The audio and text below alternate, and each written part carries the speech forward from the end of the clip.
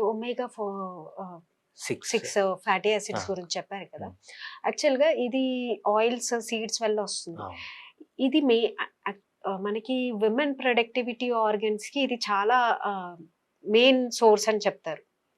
So దీనికి దానికి link ఏంటి అసలు? అంటే మీరు తగ్గించమని చెప్తున్నారు, యాక్చువల్గా అది విమెన్ కి కావాలి, చాలా ఇంపార్టెంట్ రోల్ ప్లే చేస్తుంది రిప్రొడక్టివిటీ సిస్టమ్ లో అనేసి నేను విన్నది. సో మనకు 2 రకాల ఫ్యాటీ యాసిడ్స్ ఉన్నాయండి. ఒమేగా 6 అంటాం, ఒమేగా 3 అంటాం.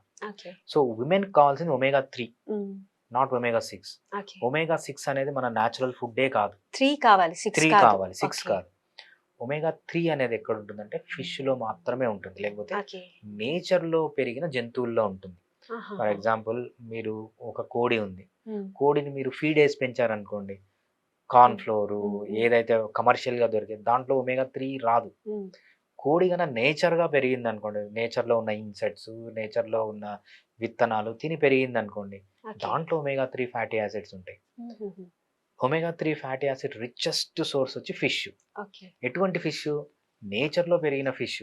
మీరు ఫిష్ ని చేపల చెరువులు తవ్వి దాంట్లో ఫీడ్ వేసి పెంచితే దాంట్లో ఒమేగా 3 ఉండదు, దాంట్లో ఒమేగా 6 ఉంటుంది.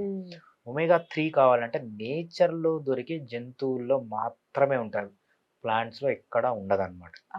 సో అది ఒమేగా 3 అనేది అవసరం. ఒమేగా 6 అనేది హైలీ డేంజరస్ టు హెల్త్. ఎందుకంటే బాడీలో ఇన్ఫ్లమేషన్ పెంచేసి మోకాళ్ళు అరిగిపోవడం, త్వరగా ఏజ్ అయిపోవడం, హార్ట్ అటాక్స్ రావడం, చర్మం మొత్తం ముడతలు పడిపోవడం, అంటే క్విక్ ఏజ్ అయ్యేదానికి ఒమేగా 6 చేస్తుంది అనమాట. దీనికి ఎగ్జాక్ట్ ఆపోజిట్ ఒమేగా 3. మనం మోర్ ఒమేగా 3 తీసుకోవాలి, ఒమేగా 6 స్టాప్ చేయాలి. సో ఈ అవేర్నెస్ ఇప్పటివరకు అసలు విమెన్ కి ఎక్కడ ఏ ఛానల్లో మాట్లాడలేదు అనుకుంటాను. విమెన్ 6 కి 3 కి డిఫరెన్స్ అనేది ఎప్పుడు చూసినా కూడా ఒమేగా 6 తీసుకోవాలని చెప్తూ ఉంటారు, కానీ ఇంత డిఫరెన్స్ ఉన్నది అనేది ఇప్పుడు తెలిసింది నాకు కూడా.